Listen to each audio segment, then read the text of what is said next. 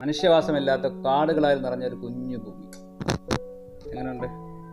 1-2 മാസം മുമ്പ് ഉണ്ടാക്കിയ ഒരു ടെറാറിയാണിത്.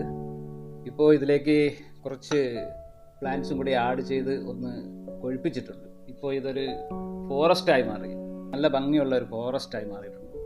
വളരെ മനോഹരമായ ഒരു ഫോറസ്റ്റ്. ഒരു കുഞ്ഞു ഭൂമി, അത്ര തന്നെ.